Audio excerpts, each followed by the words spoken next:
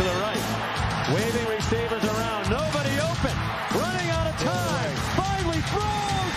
And it is scored! Touchdown, Tyrell Roberts! Taylor. He stopped. Notre Dame wins.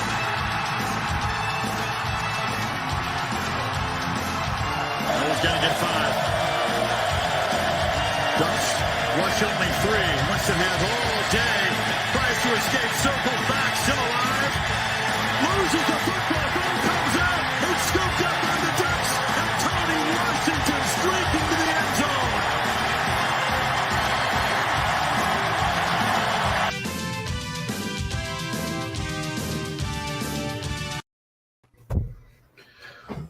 Did you change the ending to that? Yes, I did. You added that extra little bit. That's nice.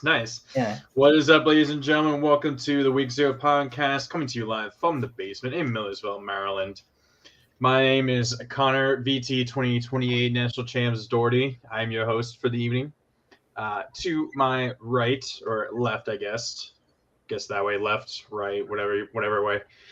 Ryan Vandy, SEC Champs 2022, Travel.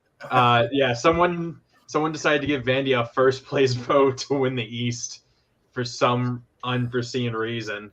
And then Lucas is going to get himself a drink. He's going to combine some liquor with his W. Yeah. But I think at the bottom it says Ducks by 13 over I don't know, or Georgia, I guess is too. So Yep, Ducks by 13. Yep. Ducks by 13. So Josh, chair stream, exactly, chair stream. It's just like Tom Grossi. Tom Grossi's chair actually even has like a name. Yeah, we all know who it was. Who was it, Josh? Who voted for Vandy? Oh, he knows because obviously he's obviously the Kentucky fan. He's all about the SEC. So we're also talking about the same people that had Kentucky as the second best team in the SEC. So, and there he is. I've returned. Your chair was telling us some very interesting things about you, like how much you're a giant pain in the ass sitting on him all the time. Hey, it's okay. So I have there's a cushion, so there is no pain in the ass. So what are you watching right now? Up there? Yeah. Same thing. Same thing. What? The fucking. Oh, I thought it was making noise. Game to remember. This is You're just watching all of Blake's stuff. I keep Whenever we do our shows, I keep Game to Remember just playing in the background. Oh, because why not? So because you're so uninterested with us, obviously. Clearly, and I'm watching probably my favorite game to remember. I want to say, 2016. You want to guess what game it was? Wait. 2016. You want to make a guess? Would that be Louisville, Clemson? Texas is back, folks. Oh, God. Notre Dame. Remember about the Notre Dame Texas game? Yeah, he did. It was a great game. It was a really good one. It was a good game. All I remember from that game is I thought we had it in the bag because Sean Crawford had his own version of a kick six, and I thought we won that game. And then Shane Buechele just got injured, and then dude ended up being an NFL fullback for a year, and then completely out of the NFL.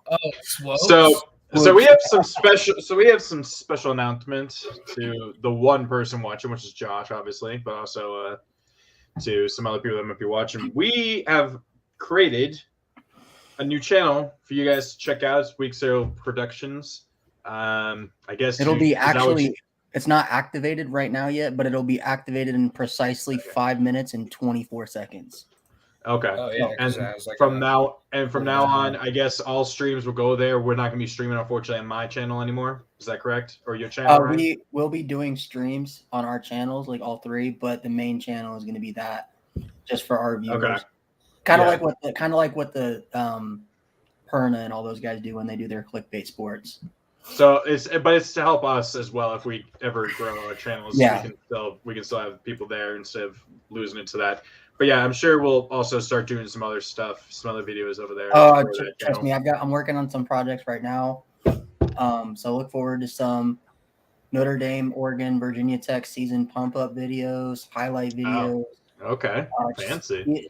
Week 1 trailers. Josh is. I'm gonna leave to sub to it when possible. So Josh is our first sub. Josh is our first sub. It's funny. Not even any of us are gonna be the first subs. It's gonna be him. Actually, I already subbed. I'm subbed too. Oh, never mind. I guess I'm the only one that hasn't actually subbed then. But It's because I put it in I put the YouTube channel on my TikTok bio, so people can click on it if they see it. But I did want to say, look, I said, it's funny. So wait, you said it's not activated. So then how do I access it then? Do I just have to wait? You just look it up. It should be. I did there. that. If anything, I can send you the link. I can actually send you the link real quick. Maybe it's just because it's so new, obviously. I did that. If anything, I can send you the link. I can actually. And we can hear you're running the stream in the background. Yes, I know. I know. I do that. I do that too. Don't worry, I do it as well. But I was gonna say, gotta artificially bump up all of the viewers, obviously. but like I was saying really quick, I'm also going to be coming out with like week 1 trailers for all 3 of our teams, including Southern Miss. I swear to God, you better not include anything from 2018 versus ODU, or I will come all the way to your house and murder you. I'm already planning on it, man. I'm already planning on having the black and white filter. Showing the highlights from them. Be like, with the raindrops. BT's coming for revenge, even though they got revenge like 2 years late, the year after beating them at home. I know Ryan probably feels the same way, but because like Oregon and Notre Dame always come so close to winning a natty and can't seem to do it. So like every single time there's a new pump up video, there's always like the black and white to start it to like all like when we lose the season, or they're like the failure that was. And then it's like especially Notre Dame. That's a trend that goes with Notre Dame pump up videos on a year. Josh, that drive might be a little bit shorter in a few weeks, so it won't be that bad. Here is the link for the channel, in case anybody wants to go ahead and sub to it. There's the link right there. Cool. Subscribed. I'm subscriber number 2. Because it said there was only 1. Okay, so we'll finally get down to business. So unfortunately, the actual name of this stream is actually wrong. We were planning on doing college football all-time team list, but we'll probably do that next week. Just because I feel like there's plenty that we can do about that. It's kind of similar to what we did with our top 5s at every position last week. But this week is going to be what we have as our personal teams, all-time teams. And so the positions are, and we didn't make banners for these, did we? No, we did not. It is amateur hour, boys. Well, we have. Let me check actually on my phone. I think it was quarterback, RB1, RB2, wide receiver 1, wide receiver 2, tight end 1, tight end 2 for some reason. Just the best overall offensive lineman. Of course, Ryan decided to do, since Notre Dame is offensive line U, he just did the entire offensive line. We then did best defensive line, so edge, D tackle and nose tackle. Best linebacker, which I think the guy I chose is actually technically a D end, but he's kind of like TJ Watt, and that Watt is technically considered actually a right outside linebacker and not a true defensive end. So in the NFL, so that's kind of what he was, and he played linebacker in the NFL, so that's what kind of confused me about that. But there was no way I could leave this guy off the list anyway, so kind of bent the rules a little bit because he was so good. And then we did cornerback 1, cornerback 2, safety 1, safety 2, kicker, punter, and punt returner, or just returner in general. So a lot of positions to get through. Yes. So I guess we'll just change this. We'll just do. I guess we'll just do QB. I'll just change all this while we go. So I do this. Who wants to go first? So I can go first. So we're obviously doing. I don't know if you mentioned this. I genuinely was trying to pay attention. But we're obviously doing our own teams: Oregon, Virginia Tech, Notre Dame. Why am I? Connor's up front and center. Ryan's still learning how to do all this. Still figuring it out. Ryan, I got it. I'm the one hosting. I got it figured it out. Okay, dude. So for the Oregon Ducks, at the quarterback position, I mean, it's pretty obvious. Our only Heisman Trophy winner, Marcus Mariota, has to be the best quarterback to ever come out of the University of Oregon. So that goes without saying. Running back 1. So running back 1 and 2, this was a really hard one for me because Oregon's had so many good running backs. But running back 1, I had to go with Michael James. He's the only. We're just going all the way through offense first.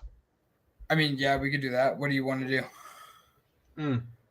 I wasn't sure if we were going to do just. I say let's go ahead and do the whole offense and then defense.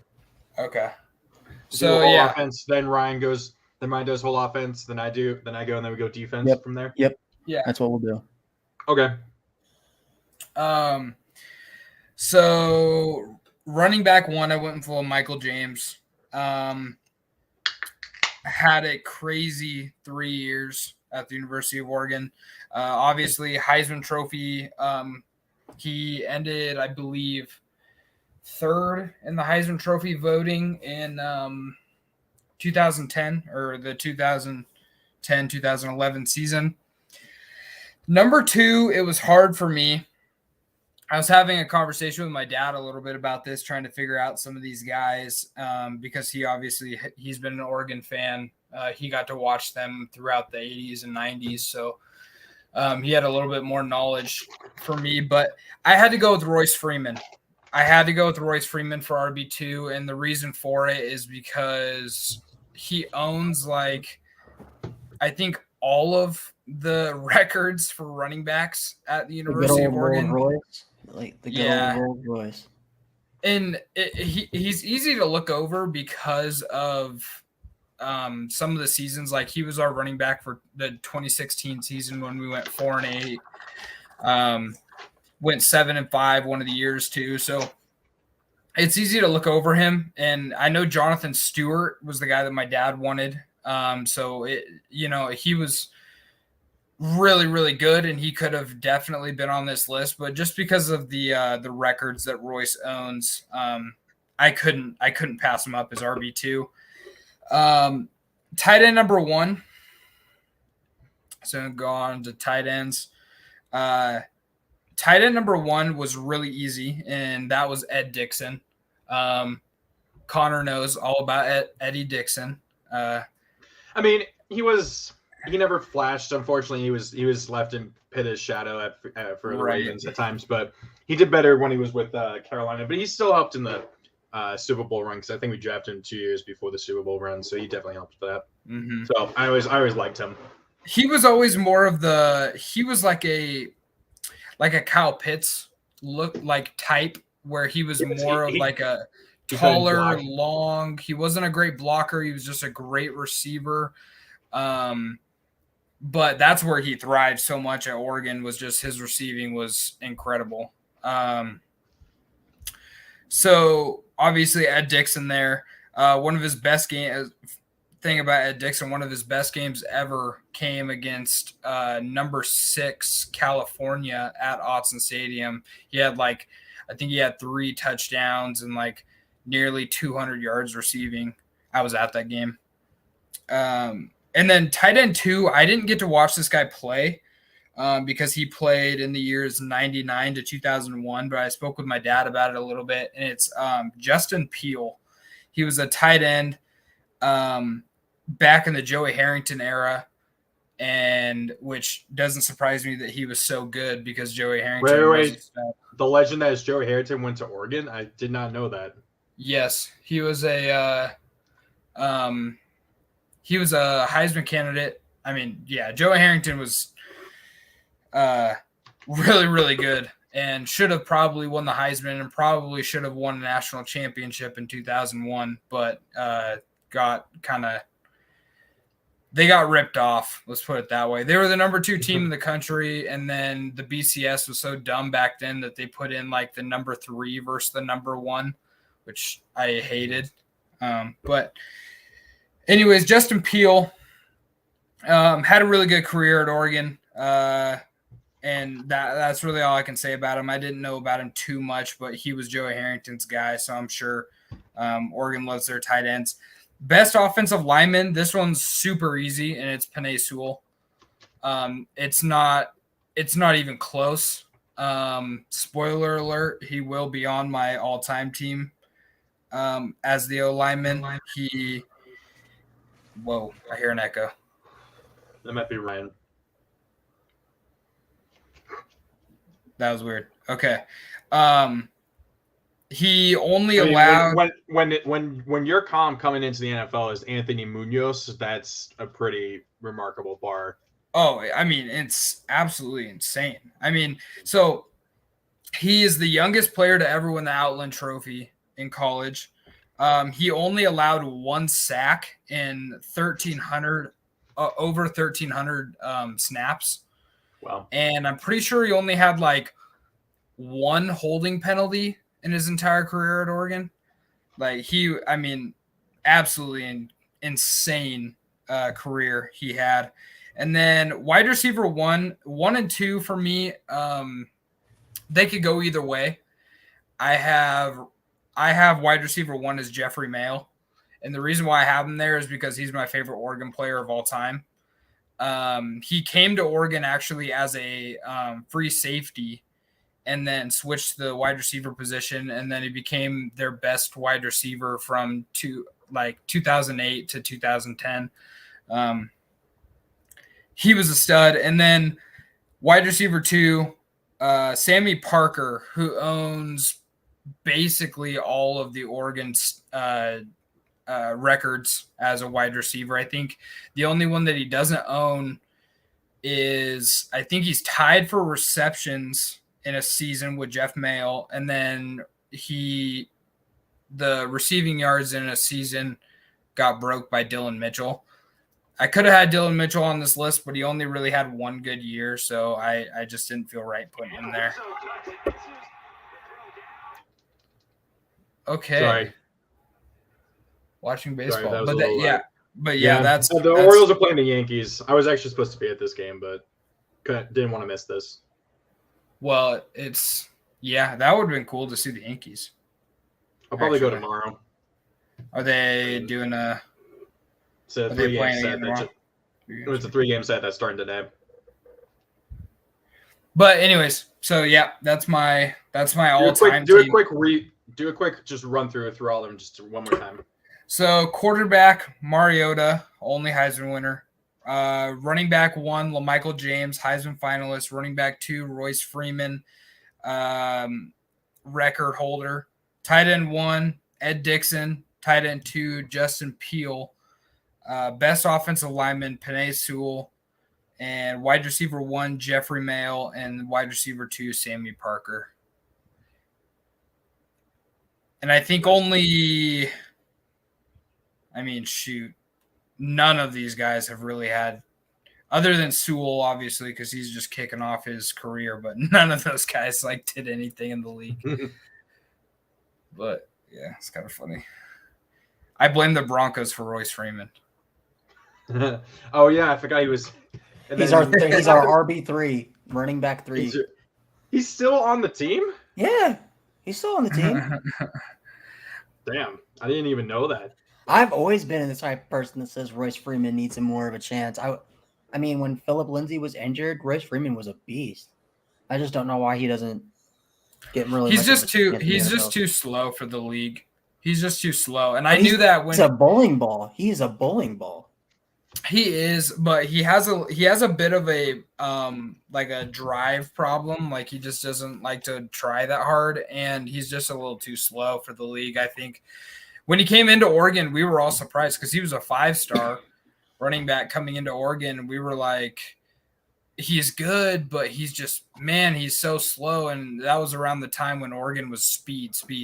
That's all we were. And Yeah, with Chip Kelly.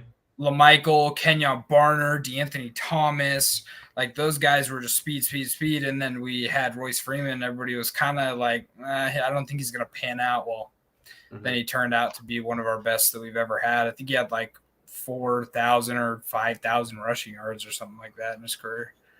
Does it? Oh, okay. So we're gonna go ahead and go to Notre Dame. If you want to go ahead and put spotlight. Well, it's not Q. I don't know why it says QBs. Because I did like a whole actual roster. So, if you want to, but this is gonna take like an hour. No, bro. it's not. No, it's not. You're gonna have what, like QB1, QB2, QB3, QB4? No, QB3. So Brady Quinn better not. 3 QBs. Just do 2. So it's Joe Montana and maybe Quinn. That's pretty. I bet you Montana ain't even on there. No, Probably Montana's not. actually not on there because actually Montana did not have that great of a college career, believe it or not. Okay, real quick, how much of their NFL careers impacted your choice? I didn't know. I only did college. I only did their college career. Yeah, and I mean, same here. I thought about it, but no, I was the same way actually. I was just wondering. So if you want to go ahead and put me on, don't do more than 2 of each. Okay. Don't do more than 2. Well, anyway, I'll just speed through this so QB1 Brady Quinn obviously was a Heisman Trophy finalist. Threw for 11,762 yards in his career at Notre Dame, 95 touchdowns, 39 interceptions. His Heisman candidate year, he threw 32 touchdowns and 7 interceptions and 4,000 yards passing. So my quarterback number 2 is Ian Book. From being the quarterback from 2017 to 2020, he holds the record at Notre Dame for the best completion percentage in school history at 63.8%. And he's also the only Notre Dame quarterback to go to 2 college football playoffs. He finished his career at Notre Dame with 8,949 passing yards, 72 touchdowns, and 20 interceptions. His best season coming in 2019 when he threw for 34 touchdowns and only 6 INTs. Wait, what's this quarterback that you just mentioned? I don't know why I blanked out for a second. Ian Book. Oh, okay. Right. Number 3, DeShone Kizer was a quarterback from 2015 to 2016. Kizer completed 422 of his 695 pass attempts for 60% completion percentage. In 2 seasons at Notre Dame, he threw for 5,805 yards, 47 touchdowns, and 19 interceptions. As well as Kizer almost upset the eventual national championship Clemson Tigers on the road with a 3-touchdown performance in hurricane-type weather. Kind of just explains itself. He was supposed to be like the next Brady Quinn. Didn't end up being like that. But we can go ahead and go to running backs. So for running backs, it was actually kind of hard for me because Notre Dame's actually had surprisingly a lot of really good running backs. But number 1, I'm going to go with Autry Denson. Holds the record for the most yards by a Notre Dame running back with 4,318 yards. Averaged 5.1 yards per carry. Had 43 touchdowns in his career on just 854 carries. Dude was like going back and just watching his highlights. Dude was a beast. Number 2, give me Kyron Williams. He's only the starting running back for 2 years at Notre Dame. But he had 419 carries for 2,163 yards, 27 touchdowns, a 5.1 yards per carry, and as well as 78 catches for 675 yards and 4 touchdowns. Number 3, got to be Josh Adams. He had a 480 carries for 3,201 yards, a 6.7 yard per carry, 20 touchdowns, as well as 41 catches for 336 yards and 2 touchdowns, as well as broke the season rushing record for a freshman at Notre Dame. So for let me take care of the banners. It's fine. I'll take care of them. For wide receivers, I think this actually might kind of surprise you guys. I didn't realize that Michael Floyd was actually this good. I was thinking, obviously when you think about Notre Dame wide receivers, you think about Tim Brown, like the last Notre Dame Heisman winner.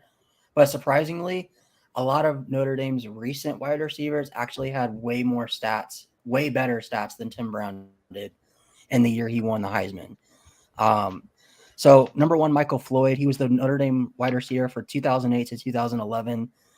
He had 271 catches for 3,686 yards, a school record that is still 1,000 yards more than any Notre Dame wide receiver ever.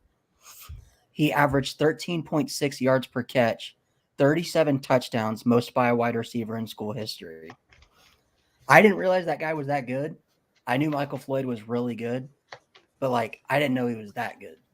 When did he play? Was he early 2000s? 2008 to 2011.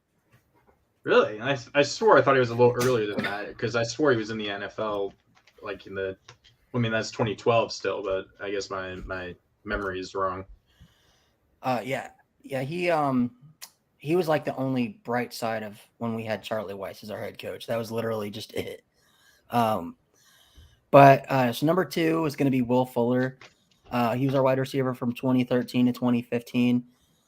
He had 144 catches for 2,493 yards, 30 touchdowns, which is the second most in school history, with a 17.4 yards per catch. I didn't realize that dude was that good either. I knew Will Fuller was good, but 30 touchdowns, and he was only a starting wide receiver for basically a year and a half. That's unreal. So number 3, I'm going to go Golden Tate. He was the Notre Dame wide receiver for 2007 to 2009. Connor, he might be the guy that you're thinking of. He was a little bit earlier. But he has 157 catches for 2,707 yards, second most in school history. Had a 17.2 yards per catch, 27 touchdowns, along with 31 rushes for 227 yards and 3 touchdowns. That's my wide receiver list. So we can move on to tight ends.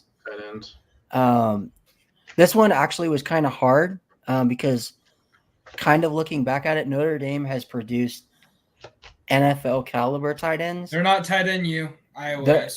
They produced NFL caliber tight ends, but a lot of those guys actually didn't have that good of numbers in college. So my number 1 tight end, Tyler Eifert, he was our starting tight end from 2010 to 2012. Ended his career with 140 catches for 1,840 yards, a 13.1 yards per catch, and 11 touchdowns. He only played 2 years. Yeah, only 2 years. I just remember he was never healthy in the NFL, I'll tell you right now, based on all of my research I've done on college tight ends, 1,000 yards in 2 years is a good career. Is a really good career. Well, he almost had 2,000 in 2 years, which is that's a really good career because most guys end with. I mean, if you play 3 years, they're usually around 1,000 after 3 years. So, number 2, Michael Mayer. He's our starting tight end, up for a bunch of awards preseason this year. Actually holds the record. Right now is second most behind Tyler Eifert in receiving yards for a tight end in Notre Dame history, and he's only played 2 years.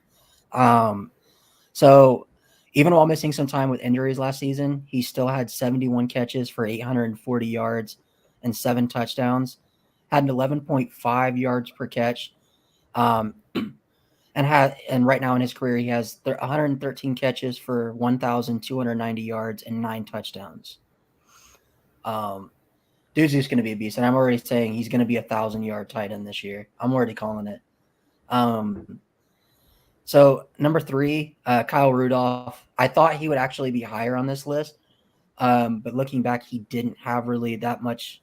He didn't have really good stats. I mean, I guess for a tight end, you could say he did. He was a better blocker of the 3. Yeah, but while sharing the field with Golden Tate, and he played alongside Golden Tate and Michael Floyd at the same time, so he didn't really get a lot of touches compared to what Eifert and Mayer did. He still racked up 90 catches for 1,032 yards and 8 touchdowns in 3 years at Notre Dame, which is still pretty good considering that he was playing alongside 2 of the top 3 Notre Dame wide receivers of all time. So, yeah, we can go ahead and go to the O-lineman. Sorry. For O-lineman, I love how you don't have any of the banners ready for Virginia Tech, though, but I could have been doing that this whole time, I guess. Yeah, that's what I was doing for Lucas's part. But for O-lineman, I'm going to go ahead and go Quentin Nelson. That's easy. He might be the best Notre Dame offensive lineman ever. And it's just crazy to think that 2018 team, we had Quentin Nelson and Mike McGlinchey, along with Ronnie Stanley, all on the same offensive line. And we still couldn't win a natty. But yeah, so Mike McGlinchey's number 2, number 3, Ronnie Stanley, number 4, Zach Martin, and then number 5 is Aaron Taylor, who is the only Notre Dame offensive lineman in the College Football Hall of Fame. And he's the only one that isn't memorable compared to the 3 you just said. Yep. Zach Martin and Q are probably going to end up being NFL Hall of Famers.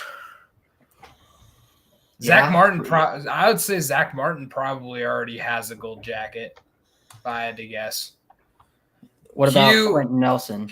Q, he was hurt like all year last year, so because he's only been in the league for what I think last year was his 4th year. Mm-hmm. So, and I think he missed like the whole season. So, I mean, can't really say anything yet because one injury can ruin your entire career. But if he has a bounce back year next year and does crazy, then yeah, I mean, nobody pancakes people like Quentin Nelson. So, and Mike McGlinchey could be really good too. He's just got to stay healthy, man. He hasn't been able to stay healthy for the Niners. Yeah, I see him as a probably a higher end NFL player, but not so much as like he's not in that tier. It's the same thing with him and Ronnie Stanley. Ronnie Stanley's really freaking good, but like he just can't stay healthy. I would say that Ronnie's probably in that same tier as well, where they're high end offensive linemen, but they're not on the level of these guys like Trent Williams and Quentin Nelson and Zach Martin and Tyron Smith and these like crazy dudes. So yeah, if we want to, I can go ahead and do a quick rundown. So I'm not going to say all of them, but I'll just do like the number 1 spot. So my Notre Dame all-time team, Brady Quinn is the quarterback. Autry Denson is the running back. Wide receiver is going to be Michael Floyd, Will Fuller, and Golden Tate. My tight ends are Tyler Eifert, Michael Mayer, and Kyle Rudolph. My O-linemen are Quentin Nelson, Mike McGlinchey, Ronnie Stanley, Zach Martin, and Aaron Taylor. Nice. Okay. That team wins a natty for sure. That team wins a natty 100%. Sure. Yeah, I don't know. Brady with that touchdown to interception ratio by Brady Quinn kind of makes me cringe a little bit. Most of those interceptions came from his freshman and sophomore year. He actually, his senior year, had better stats than his Heisman year. He had 39 touchdowns and 6 interceptions. That's just like 39 picks in your career and under 100 touchdowns. Okay, so for me, I guess we'll go to me. So VT kind of had the biggest question mark about what QB was going to go first. It was either obviously Michael Vick or Tyrod Taylor. Logan Thomas does have quite a few number of records, I think, but I just don't think he had the same impact because obviously he didn't win a title, ACC title. And when I started looking at the numbers, I actually decided to go with Tyrod Taylor. While Michael Vick, obviously, You're crazy. I mean, it's just the.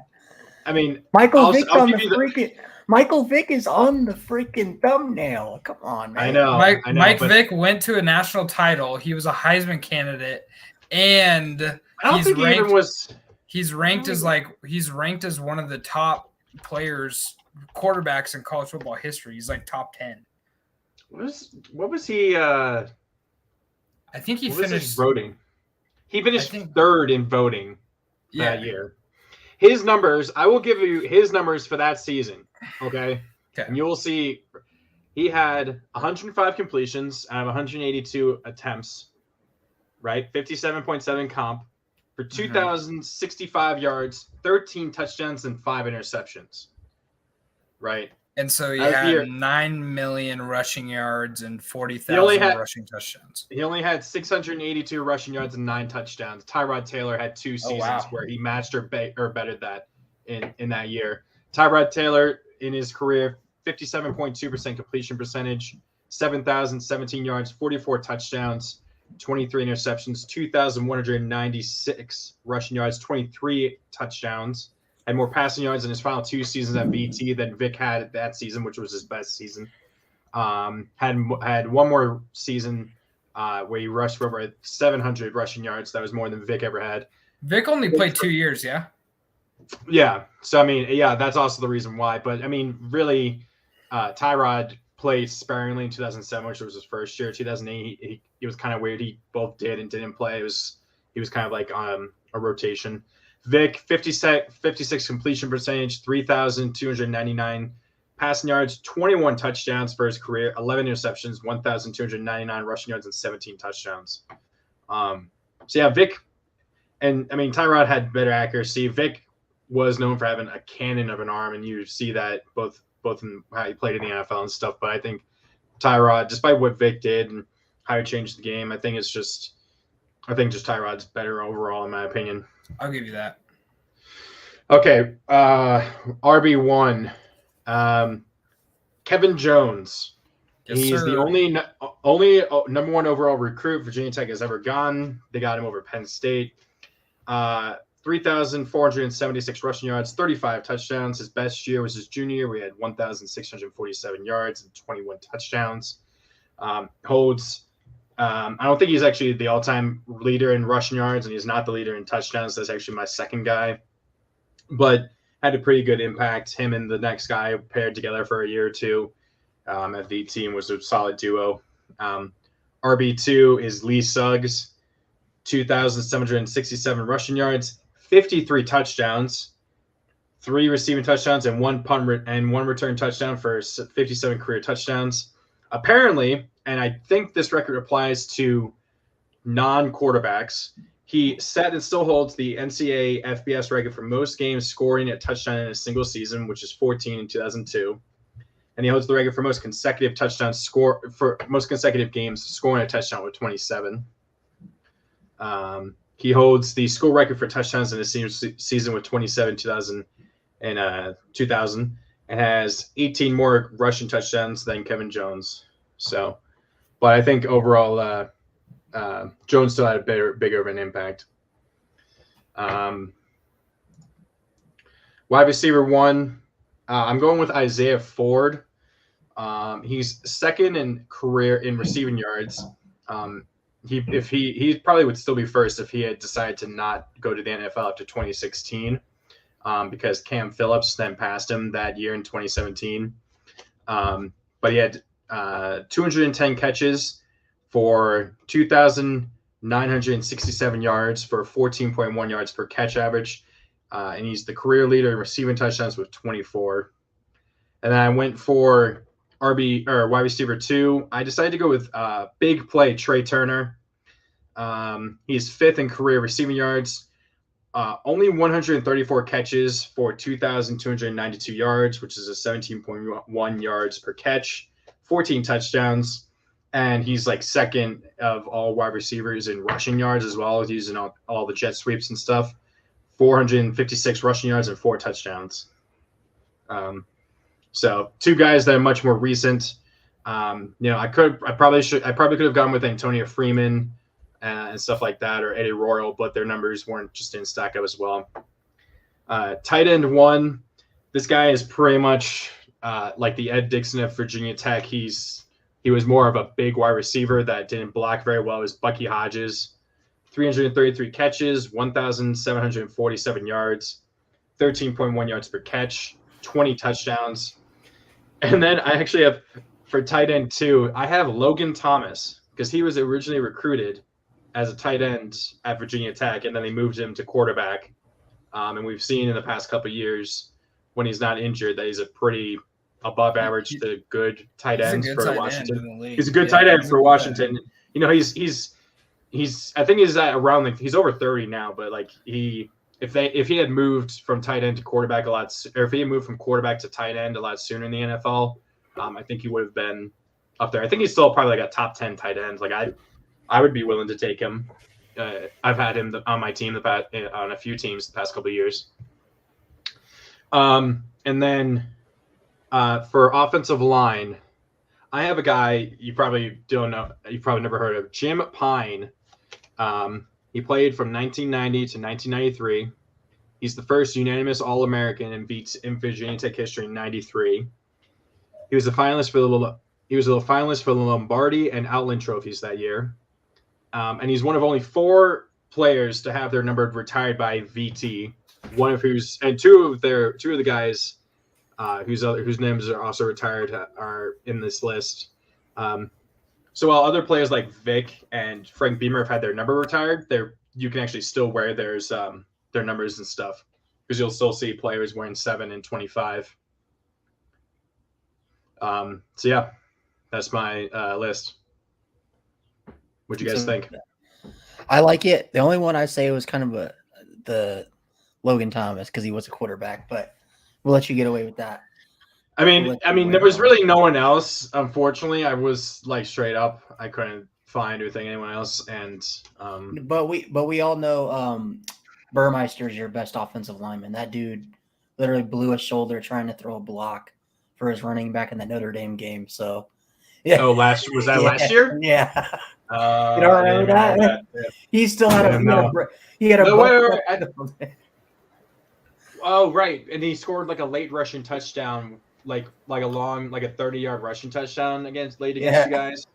Yeah, right? There was a play right before that where you guys were going, like it was like a 3rd and short, and your running back was going to get like tackled for a loss, and dude was already playing with a bum shoulder, and he just flat out blocked a Notre Dame defender and put his shoulder. Yeah,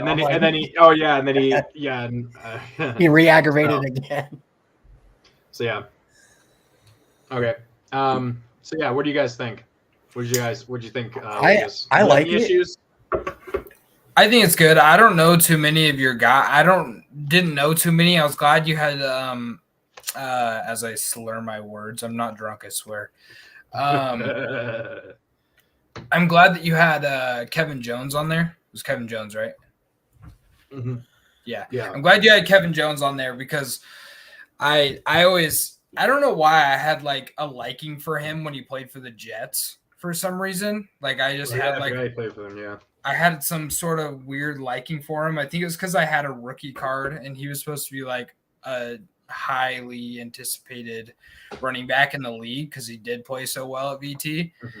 And I had his rookie card and I always thought it was so cool. But yeah. I will say it came down. I was thinking Suggs. I was thinking it could have been Suggs or David Wilson. I'm a little bit surprised about your boy Khalil Herbert wasn't on the list. Well, he was only there for a year, and obviously that was the COVID year where he kind of exploded. Where they used, because that was also when they had Christian Darrisaw, who was a first round pick that year. Mm-hmm. After that year by the Vikings, so it was like a zone blocking scheme that Khalil Herbert was really good for, and I think he set the record for yards per game for a running back. Because I was only like, it was VT, it was a shortened season, so it was like only 10 games or so. or maybe it would have been a normal 12. I can't remember, but I think that's only because he really was only there for 1 year. And that's also kind of why I didn't choose David Wilson, because even though Wilson was incredible and was a first-round pick, he only really had the one good year before he got drafted. But it was such a good year that he was ACC Player of the Year. It was like 1,700 yards, 20-something touchdowns. He also was a punt and kick. He was like a kick returner as well that season. So he had like a ton of scrimmage yards that year for VT. There's a story if you've ever seen Virginia Tech's. I'll show you it.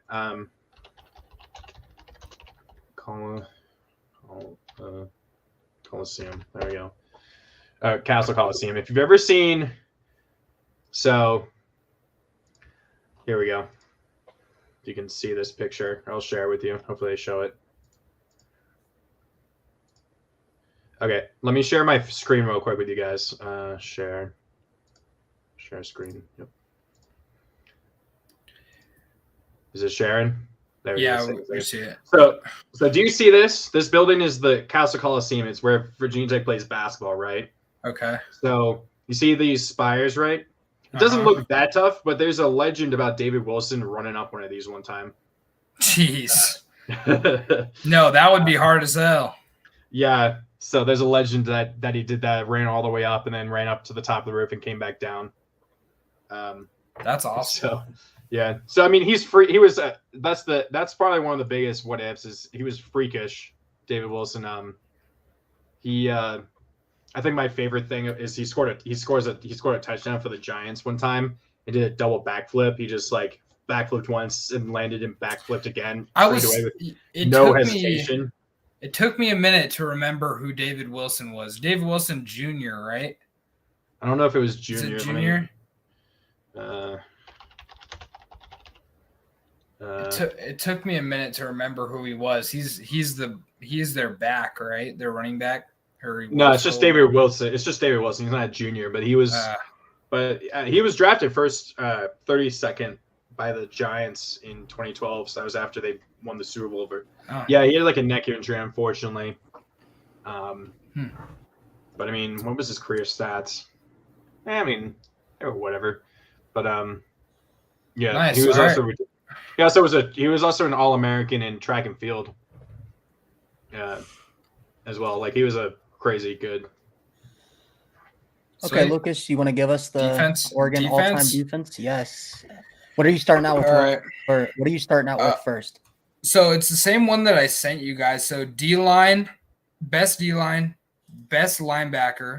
You got corner 1, corner 2, safety 1, safety 2, kicker, punter, and return man. Ooh. All right. So you want to put the spotlight on, Connor? You know how to do that? I think you're muted, Connor. I'm muted. Sorry. You see the thing in the bottom where for each person you just see the. Oh, I see. Yeah. Speaking of which, while we're at an intermission. No. Let's just keep it this while he talks. While we're at an intermission, I'm gonna need for everybody that's watching, the whole one person, probably Josh.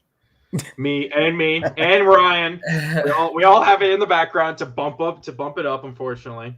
I posted a TikTok to have people look at it, but about you saying it's best to have W with your liquor.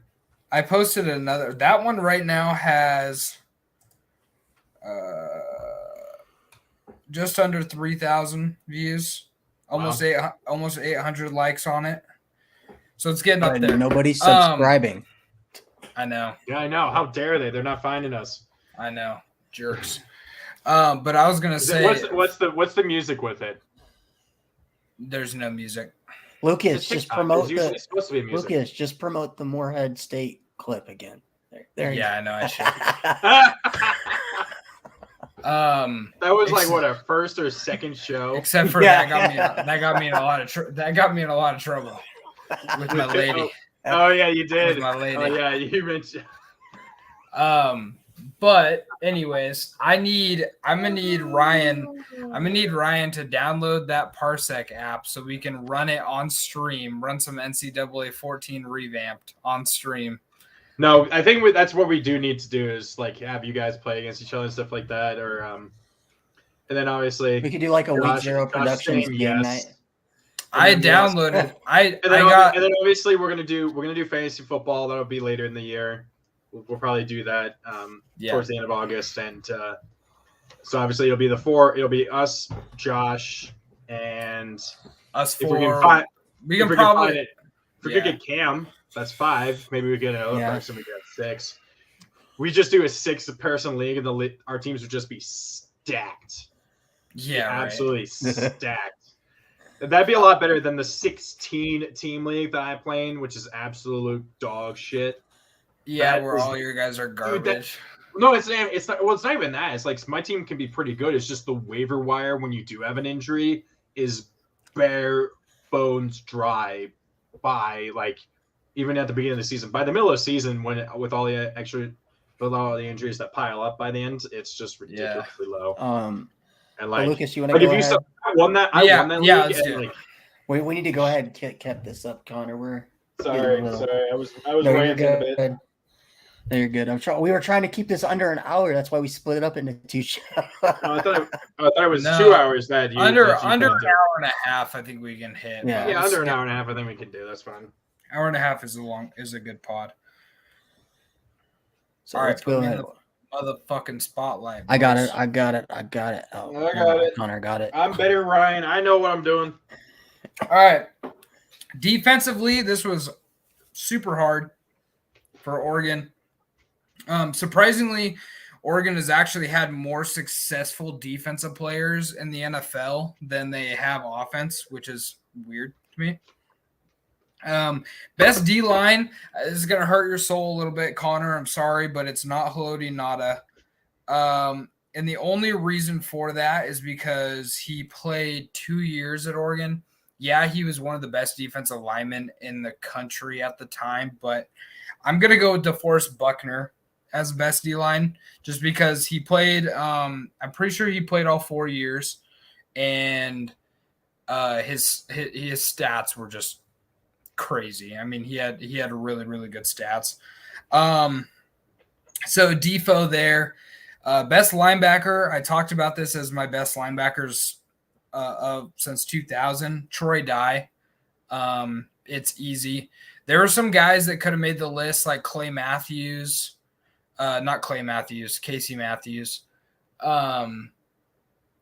But Troy Dye he started from his very first game as a freshman, true freshman. He started middle linebacker and started pretty much every game since. I think he missed like 2 or 3 games or so. He got an interception with a club hand against I think it was Wisconsin, the Rose Bowl. Troy Dye was just incredible for us. The number 35 should honestly be retired for that guy. Corner, onto the corners. This one was really hard for me too because there's been a few corners that have been good, like Terrence Mitchell, who still plays in the league, Troy Hill, who still plays in the league as well. But I went with, at corner 1, I went with Ifo Ekre-Olumu. And it's just, part of it is the potential that he had, where it's like somebody changed the banner. You guys have one job. Yeah, I know, and we're failing. We're at corners, right? Yeah. So Ifo Ekre-Olumu, a lot of it was the potential that he had. He was supposed to be a top 5 pick in the draft, but then he obviously tore his ACL and before the college football playoff, and that really hurt him. Ended up being a 7th round pick, but Ifo was just, insane. He was easily the best corner in college football in 2014. He's the one that had that crazy diving interception against Michigan State, right? Yeah, just absolutely. He was such an athlete. I wanted the Ravens to draft him, and then he tore his ACL, and I'm just like, damn.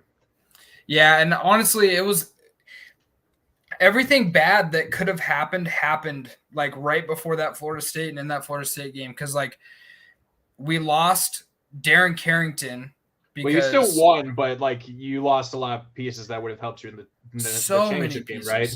Yeah, because we lost Efo, who was our best corner. We lost Darren Carrington because he was like smoking dope or something. And then we lost Devin Allen, which was one of our best receivers, on the very first kick return of the Florida State game where he tore his ACL the very first play. Oh, damn. So it was really bad. But Ifo Ekreolmu, number one, I mean, he was definitely the most potential, but also played really well. And then number two is Kenny Wheaton, a guy that you guys probably don't know. Kenny Wheaton will score. Score. I'm glad that you know. Who was that? Was that against Oregon State or it was Washington? Against Washington. Washington. Because Washington was ranked like top 10. They were like top 10. I think Oregon was unranked. That was a game. Was that a game winning or game clinching interception? It was. I don't know. I'm almost positive it was a game clinching. I don't think it was the last play of the game, but there was like only a couple seconds. I just know because I've seen the video and like he gets mobbed by the entire team afterwards. So I always think that that's like the fun. So I think it was like the very final play. I think in time run out. Ryan just when you're moving over here, boys, and you spelled horns down wrong, dude. Okay, we'll let you get back to it. Sorry. Yeah, it sealed. I looked it up. It sealed the game. So yeah, Washington was number 9 in the country at the time, and that was during Washington's reign, where they were like going to national championships and whatnot. Anyways, yeah, Kenny Wheaton, he had like 11 interceptions in his career, which I'm pretty sure is the most out of any corner in Oregon history. He was really good. The number 20 is retired, I believe. I do know that it's like up in like the rafters of the stadium. On to safeties. Safety number 1. This one was kind of hard for me too. I talked with my dad a little bit about it, but safety number 1, I could have gone Pat Chung. I could have gone with a couple other guys, but I went with Javon Holland at safety number 1. These guys are really amateurs, huh? Yeah, they are, because they still haven't changed it to safety yet. So safety number 1, Javon Holland for sure. He had a crazy amount of interceptions. His athleticism is like some of the craziest that we have seen at the University of Oregon. Like, he is absolutely crazy. And you're seeing it in the NFL now. And then number 2 is Chad Cota. Chad Cota, who is actually the father of Chase Cota, who was a wide receiver for UCLA for 3 years, and now he just transferred to Oregon to play a senior season. Chad Cota he was insane. My dad watched him throughout the 90s, and dude was a hard hitter. He wasn't as much of a ball hawk, but he was more of like a Ronnie Lott type guy, and he was not a super big white dude either, which was kind of awesome.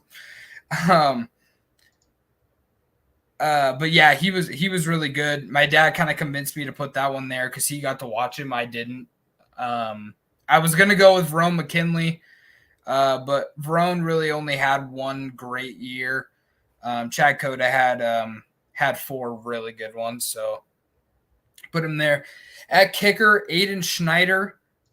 He pretty much destroys every other Oregon kicker when it comes to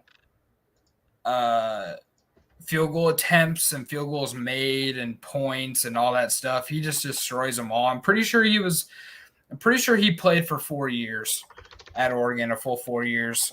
He was there during the when they went to the national title against Ohio State in 2014. I think he was a freshman in like 13 and then played until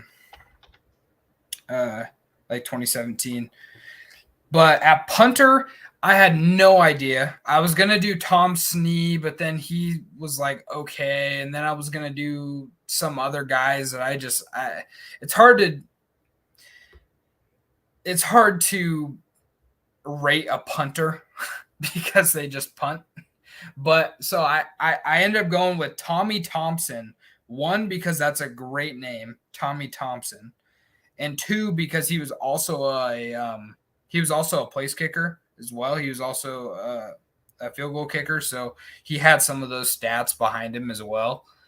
So I put him there at punter. And then return man, it's pretty easy. DeAnthony Thomas, that guy, I mean, he opened up the Fiesta Bowl with a kick return touchdown, and that's pretty much all you need to know about him. Everybody knows about DeAnthony Thomas, so there you are. That's my defense. So quick rundown. D-line, DeForest Buckner. Linebacker, Troy Dye. Corner 1, Ifo Ekreolumu. Corner 2, Kenny Wheaton. Safety 1, Javon Holland. Safety 2, Chad Cota. Kind of wish I would have put Ugo Chukwuemadi in one of those. Ugo Chukwuemadi? Yes. Wait, is that correct? Did I just pronounce that correctly? No, it's Ugo. It's Ugo Amadi, but it's Ugo Chukwu. Ugo Amadi. Yeah, crazy. Some like real African name. You guys have a lot of. I know you recruit a lot in Hawaii, so you have a lot of Hawaiian names too. Oh yeah, crazy amount. It's like us, Washington, and Utah have all of that, and BYU. BYU gets a lot of Islanders too, but like the Mormons, for some reason, Islanders are always Mormon, and I'm not really sure why, but they just always are, and so that's why BYU and Utah just have a ridiculous amount of them, and then they We do pull a lot in Oregon too. Lucas, I mean, who wouldn't want to be able to drink Coke past midnight? Yeah, I don't know. And or take part in soaking. Well, in the Sewells, so the 3 Sewell brothers and their family, they're from Utah, so they went to Orem High School in Utah. And both Noah and Panay obviously passed up on going to the Utes and came to Oregon. But Neffy Sewell went to the Utes. He played for them. But yeah, so that's the defense, kickers and punters and return man. Good old Tommy Thompson. Okay. It is now Ryan. All right, Ryan, so it's your turn. Kind of speed through this. For my best Notre Dame D lineman, I kind of forgot this guy played for us until I was looking into it. You guys know who Justin Tuck is, right? Of course. Yeah. Dude, with one of the best face masks of all time. Yes. In the NFL that one time. That was one of the best D lines ever with Justin Tuck, JPP, and Michael Strahan. Was that 2007? No. JPP wasn't. No. JPP was. That wasn't. Not Michael Strahan. Was it? OC 2010. 2010 or 2011. OCU that's right. It wasn't Strahan. It was OCU Manura. That's right. Yeah, because Strahan had retired. So it's OCU Manura, Justin Tuck, and JPP. 2011. So winning the Super Bowl. So good. But for the best Notre Dame defensive lineman, number 1 is going to be Justin Tuck. He played at Notre Dame from 2002 to 2004. He had 42 tackles for loss, 24 and a half sacks, just as a sophomore. He finished, he registered 73 tackles in his career. And he still is the Notre Dame single season leader in sacks, and nobody's even came close. Number 2 for the defensive lineman is a guy by the name of Corey Minor.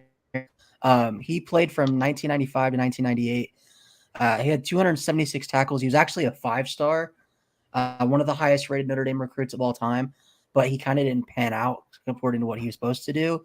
But he still had a great career with 44 and a half tackles for loss. 22 and a half sacks, and also had 5 interceptions as a defensive lineman. After him, it's going to be Stephon Tuitt, man who just retired from the Steelers.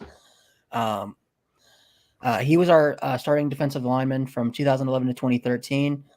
As a sophomore, Stephon Tuitt had 13 tackles for loss and 12 sacks. Many people thought he was going to take Justin Tuck's record for the most sacks in school history. Battled with some injuries, but still ended his career with 126 tackles, 25 tackles for loss, and 21 and a half sacks. So that's good for my D lineman. If we want to go ahead and move to linebackers. Oh, I forgot to include that. Let me add that real quick. I accidentally got it. See, this is amateur hour at its best, boys. We had too many banners, dude. There was so many banners know. that I couldn't. We had so many, it was ridiculous. So for linebackers, my number one, obviously, Manti Te'o was a Heisman Trophy finalist. Played for us from 2009 to 2012. This dude's stats, actually, if you look into it, were pretty insane. He holds the Notre Dame school record for the most tackles by a Notre Dame player, with 437 tackles in a career. He had 34 tackles for loss, 8.5 sacks, 7 interceptions. Dude was just an all-time GOAT at Notre Dame. It's just sad that his kind of career was kind of tarnished. Most of those stats were his senior year. Yeah, which is crazy to think about. I think that something about he had over 200 tackles his senior year, which, like you had said in the last stream, it's like everybody just ran straight to him. Exactly. Yeah, like 200 tackles, all 7 interceptions, or like he had like 6 or 7 in his senior year, and all 7 of them came senior year. That's it's fucking crazy. Number 2, I'm gonna go Jalen Smith, 2013 to 2015. He had 284 tackles, 23.5 tackles for loss, 4.5 sacks, and 1 interception. He was really good for Notre Dame, but it's kind of like how it is in his pro career. He had really high expectations, and while he was still a really good player, he never really met his full potential at Notre Dame or in the pros. So number 3, I'm going to go Jeremiah Owusu-Koramoah, the good old JOK. One of the hardest hitting, probably the hardest hitting linebacker Notre Dame's ever had. He only played 2 seasons at Notre Dame and was only a starter for 1, which was the 2020 season. But he still had 142 tackles, 24.5 tackles for loss, 7 sacks, an interception, and 5 forced fumbles. And 4 of those fumbles he returned for a touchdown, one of which was against our good old Clemson Tigers. So give me Jeremiah Owusu-Koramoah for my number 3. And then if we want to go ahead and move to, I did edge. We don't have to do edge, but I'll just go through it real quickly. I think we just include that as D. I'll just give you 1 or 2 edge, I guess. I had Julian Okora. He played for 2016 to 2019, 79 tackles, 24 tackles for loss, 15.5 sacks, 2 interceptions, and 5 forced fumbles. Him and his brother Romeo were so good. They played. Romeo Okora. Don't they both play for the Lions now? Yeah, they're both the edges for the starting edges for the Lions right now. That's pretty cool. So number 2 is going to be Khalid Kareem. I didn't like that he cost the Broncos a game last year because he was the guy that caused that stupid strip sack of Drew Lock that he returned for a touchdown. By who? But he was really. What team did he play for? The Cincinnati Bengals. He's the starting. He's the starting edge guy. But he had 26 tackles for loss, with 108 total tackles, 14 sacks, and 4 forced fumbles. And then my number 3 guy is Romeo Okora. He had 114 tackles, 20.5 TFLs, 12.5 sacks, and 3 forced fumbles. Okay, now corners. So my starting corners, number 1's going to be Todd Light. He played from 1987 to 1990. He was a lockdown cornerback for Notre Dame during their last national championship run. He had 161 tackles, 11 interceptions, and 21 pass breakups. Number 2, I'm going to go with my good old boy, Julian Love. You guys can argue with me all you want, but that Clemson game where Julian Love went down literally on the first drive, or not the first drive, like the second or third drive, and he was completely locking up the Clemson wide receivers in that playoff game until he got injured, and then all of a sudden all of their wide receivers were just open on every play. I think he would have made a difference. But as a sophomore, Love shattered the Notre Dame single-season passing breakups record and passes defended record by having 20 pass breakups and 23 passes defended in his sophomore year. He finishes his career as Notre Dame's all-time leader in pass breakups and passes defended. He had 176 tackles, 5 interceptions, and 39 breakups. My number 3 is going to be Troy Pride Jr. I think he's playing with the Panthers right now. Yeah, dude. Gay Pride Jr. Troy Pride. But Troy Pride Jr., he had 121 tackles, 2.5 tackles for loss, and 4 interceptions in his time with the Irish. And I guess kind of an honorable mention. I wanted to put this guy in there, but he had off the field issues. But Kavari Russell, he was a part of that 2012 national title team. He was suspended for 2 years for academic, like basically cheating. But he had 169 tackles, 125 of which were solo tackles, 7 tackles for loss, 5 interceptions, and 2 forced fumbles. So we can go ahead and move to safety. Oh, sorry. I got it. You can kind of, I guess, call me a Kyle Hamilton fanatic, but I really think he is the best safety Notre Dame's ever had. So he's my number 1 safety. Just as a freshman, Kyle Hamilton had 4 interceptions and a pick 6 in limited minutes. He finished his career with 138 tackles, 7.5 tackles for loss, and 8 interceptions. I hope he's now with your Ravens, Connor. So I hope you become just as big of a Kyle Hamilton fan as I did. When I hear his comp is a slightly taller Ed Reed, that just makes me hard. like goddamn. So number 2, Harrison Smith. He was up there. He might be better than Kyle Hamilton, based on his pro career. But he was our starting safety from 2008 to 2011. He finished Harrison his career. Smith? Yeah. Oh, really? I didn't know that. He finished his career with 307 tackles, 18.5 tackles for loss, 3.5 sacks, 7 interceptions, and 3 forced fumbles. The dude literally did everything and anything on that Notre Dame defense. So yeah, give me Harrison Smith with that. And then going to kicker. So my kicker is going to be Kyle Brinza. He was the Notre Dame starting kicker from 2011 to 2014. Brinza was the 2013 Lou Groza Award winner. He also holds the record for the longest field goal made in Notre Dame history at 54 yards. He finished his career making 117 of his 119 career PATs and hit over 70% of his field goals. Dude was he's probably my favorite Notre Dame kicker of all time. Just because anytime you needed he was like one of those kickers where like if you were in crunch time, it was just automatic all the time. So yeah, for punter, give me Tyler Newsome.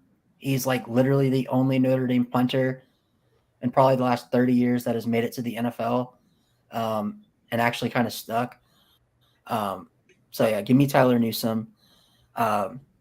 And then for kick returner / punt returner, I'm going to go with Rocket Ishmael. Probably one of the best names in college football history. He played from 1988 to 1980. Was a huge reason we won that natty in 88.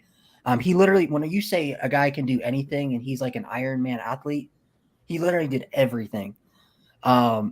He had 71 catches for 1,565 yards. He averaged 22 yards per catch, tied for, or no, not tied, but he had that's the most in school history.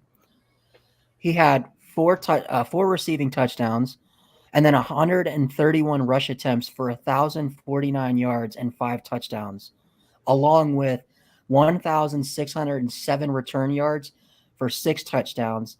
So he finished his Notre Dame career with 4,221 all-purpose yards for a total of 15 touchdowns.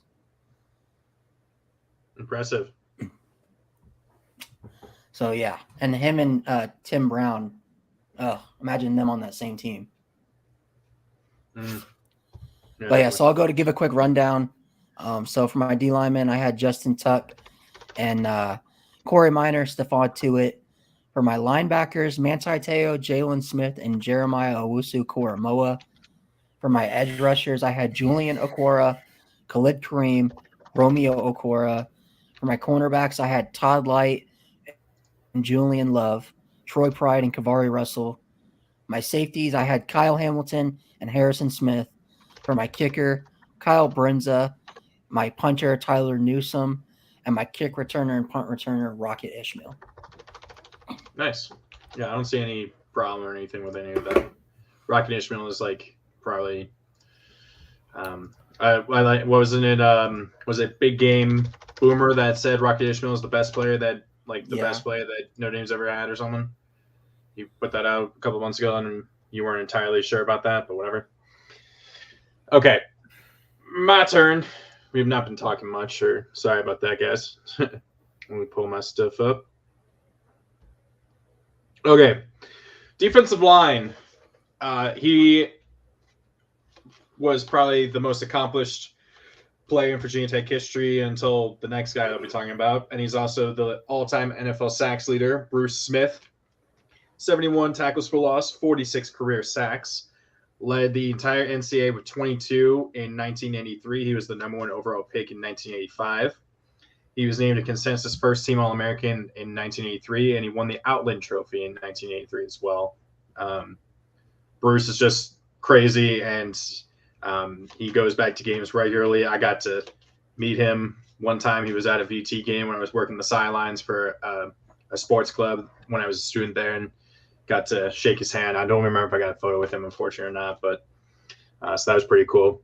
And then linebacker. This is the guy I mentioned who technically I think he was a defensive end, but he played linebacker in college and in the NFL. And he was just too good to not be mentioned here.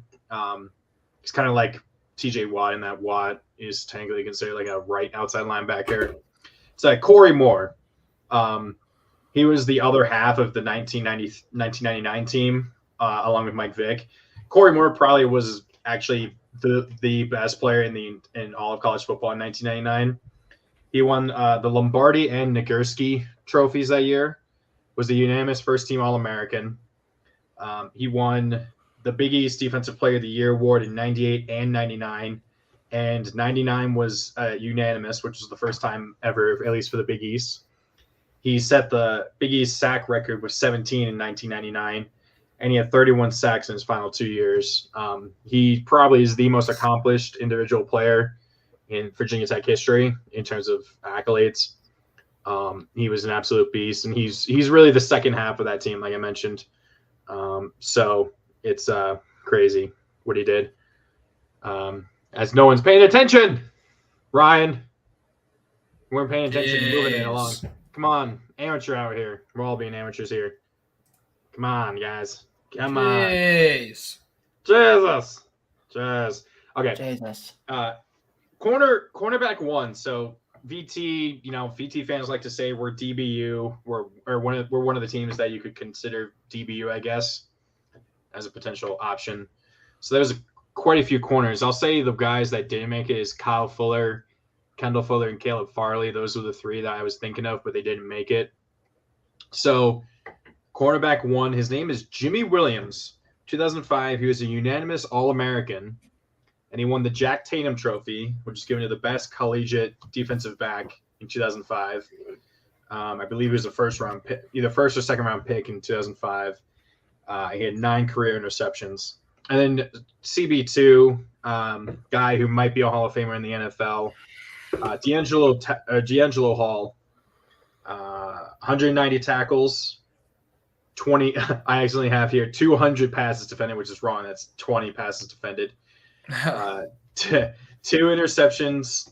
All right, 2 interceptions, 8 interceptions, 2 forced fumbles, 1 fumble recovery for a touchdown, 7 catches for 86 yards and a touchdown as well. So he scored actually a touchdown on offense, defense, and he also had 5 punt return touchdowns in his career. He was a second-team All-American in 2003 and was a Thorpe Award winner. Yeah, Josh, we definitely need practice. Still amateur hour out here. So much amateur hour. It's not like this isn't like our 50th show. Yeah, probably. Yeah. So safety. Number 1 is Frank Loria. Played from 1965 to 1967.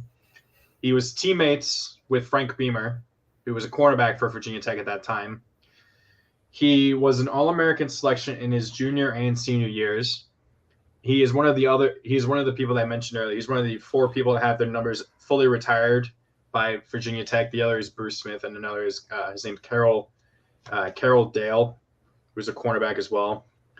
And unfortunately, the most noteworthy thing, other than what he did, is he died in the Marshall football plane crash in 1970 as a defensive backs coach for the team. Oh, wow. Yeah. So that's sad to see right here. And then safety 2, Cam Chancellor. Pretty obvious. He was only like a 5th-round pick. But 208 tackles, 6 interceptions, and then also he was the cause of about 1,000 CTE diagnoses over the years. So, yep. So crazy good, and just a beast. I did wonder if it could have put like Terrell Edmonds because he was kind of a rover, but I don't think his legacy is that well established compared to Cam's. Kicker. Shane Graham, 69, nice, of 69 of 94 for 73.4% efficiency. But he also made the most famous and important kick in BT history when he kicked the game-winning field goal in the Miracle in Morgantown that kept Virginia Tech's perfect season alive in 1999. So he came through in pressure situations, and he was really good in the NFL after that. Punter. Yeah, definitely most banners, yeah. Punter, I went with AJ Hughes. He punted during the last couple years of the Frank Beamer. I think it was 2012 to 2015, so the last 4 years of the Frank Beamer era. So the numbers, when you hear them, make sense because the offense sucked. He had 310 punts for 12,962 yards for an average of 41.8 yards per punt. So, yeah, he was punting a lot and doing pretty well with the numbers there. And then returner, there were quite a few options. There was Eddie Royal, that's who I chose. Is Eddie Royal is my choice, but there was Greg Stroman, David Wilson as well. But I went with Eddie Royal, 1,296 punt return yards, 3 touchdowns, average of 14.7 yards per return, 1,386 kick return yards, and average of 23.5 yards per return. Both of those combined more than he had offensively in offensive scrimmage yards, both receiving and rushing for his career at VT. So that's why I kind of chose him there. So quick run through again. Bruce Smith for defensive line, Corey Moore for linebacker, Jimmy Williams for CB1, D'Angelo Hall for CB2, Frank Loria for safety 1, Cam Chancellor safety 2, Shane Graham for kicker, AJ Hughes for punter, and Eddie Royal for returner. Oh yeah. All right. Have you seen the new Shane Beamer videos that have recently? Oh my god, yeah. No, there's still you can't beat the VT where Frank Beamer puts the hat on. He's just like dancing. Have you ever seen that one? Yeah. Dude. I've also And also Frank Frank Beamer has the best meme of all time when he's celebrating the 0-0 tie against Wake Forest. You're never gonna top that. So How about when he gets punched in the face by his D lineman on accident? Oh yeah, that was like the early 2000s, and then I think it was he was like celebrating. He got punched in the back of the head as the guy was celebrating behind him. So funny, and he just took it like a champ too, which is yeah, no, he took it. He took it. So great. Well, we made it under an hour 30. An hour and a half. Yep. Yep. There you go. Now I can get back to playing video games and watching the Orioles. Do that ad read, Connor. If you want Dubby, it goes best in your liquor. Why are they taking? Why'd they take him out? What is going on? The Orioles have the bases loaded. That's because he loaded the bases, so I guess they took him out. Whatever. So if you guys want some W Energy, you want to pick me up, or you just want to have something that tastes really good to mix with your liquor, get W Energy. If you want to get 10% off your first time purchase with them, use the code WEEK0, all caps for week, to get 10% off your first purchase. And we have like we said, there's a TikTok of Lucas, talking about his love of W mixing with his drink. That'll be fun. Shane Beamer should change his name to Shame Beamer. Oh man, they're gonna be good. Watch out! Watch out for the Cox, man. I want to see it. I just want to see it. Hey, the Cox are out, man. I just want to see it because Costa's not here. So I just imagine if they somehow beat Clemson, the absolute shitstorm that Costa would be throwing when that happened. I know he's not on the show anymore. Oh, so I had talked to Andrew like a couple weeks ago. We are getting him on the show if South Carolina beats Clemson. Has he agreed to that, or is he like, hell no, I'm not coming on? He said he's okay. He said he at some point wouldn't be down to come on again. So I said we're already get with that. I'm gonna just annoy the crap out of him until he comes on the show. Dude, he would not. Dude, why would he ever agree to come on that week? Because we would just be roasting the crap out of him. He'd just be roasting him. He'd be pissed the entire rest of existence if that happens. Because it's at Clemson. It's at Clemson, right? It's not at South Carolina, right? Oh, no, yeah, it's at Clemson this year. Oh, that's even worse. Yeah, if it's at South Carolina, I mean that's somewhat understandable for them to win because that's. You get some home field advantage, I guess. Hey, you know what? It's the battle of the most disappointing QBs in college football. DJ Uiagalelei and Spencer Rattler. Yeah.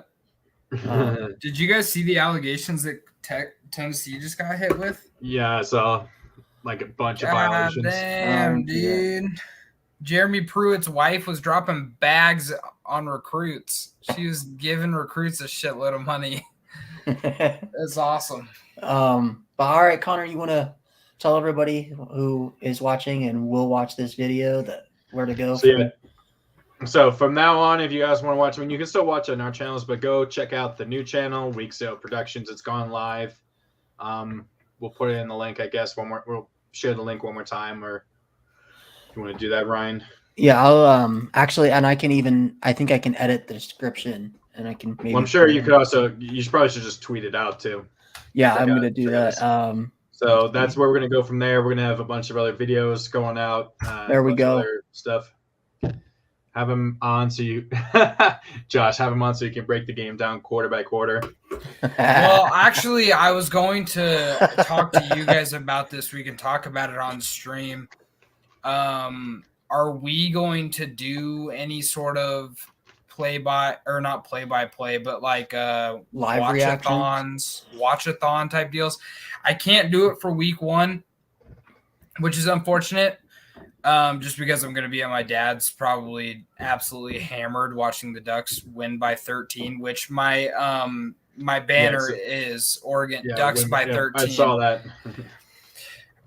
But for any other games where it's like, I say what we could do is games, honestly, we could do. If we want to, we could do a game of the week And we then we watch it could, together. yeah, Or we could do that. companion type Yeah, deal, that- like a. Well, we can never obviously we can never show the game, but we can No, it would just be No. like this, where we're talking, then we have it up in the Yeah. on the TV. Or Yeah, whatever. we'll have to see. My situation might be changing soon. I'm applying to some jobs, so things might change to where I might not be able to, but we'll have to see. I'll let you guys But know. yeah, But we'll talk about that more. But yeah, okay, Cool. all right. so have a good night, guys. We'll be Oh, back. you got to take next- us out, Connor. Oh yeah, We that's what I was forget, about to man. do. So, well, so next week we're gonna have the guy because we were supposed to have him on this week. It's for sure Not next week. The week after. Jesus week after. Christ. Next You week's gonna promise be it- our all-time team. That's gonna be our that's gonna actual be like all a team. that's gonna take us like 2 hours, 2.5 hours. It's gonna be I think. it's gonna be a long. I have all the stats for everybody, and yeah, it's gonna be. I promise. I'm- I promise. I won't make a full roster next week. Please don't. After the last, no. Right, Luke, Lucas will have all the stats and stuff. After the past 2 weeks, having to do all the research and stuff, I'm just gonna half-ass it and just be like, Yeah, I'm gonna go with this person. That's exactly what Like- I'm doing. I'm just gonna be like, sure, I'll go with this person and whatnot, and we'll have a lot of fun with that. But So, but this has been the Week 0 podcast. Josh, I'll do whatever I want. What are they gonna do? Take me down? We're streaming this on 3 different channels. So we'll be back next week. Check that out, and we'll be having some fun for that. So this has been the Week 0 podcast for Lucas, Ducks by 13, McKnight, for Ryan, Vandy, SEC Champs 2022, Frabble, drinking the Kool-Aid right there. I'm drinking the Commodore Kool-Aid. I am Connor, BT 2028 National Champs Doherty. This has been the Week 0 podcast. We will see you next week for our all-time top college football team. Peace. Peace.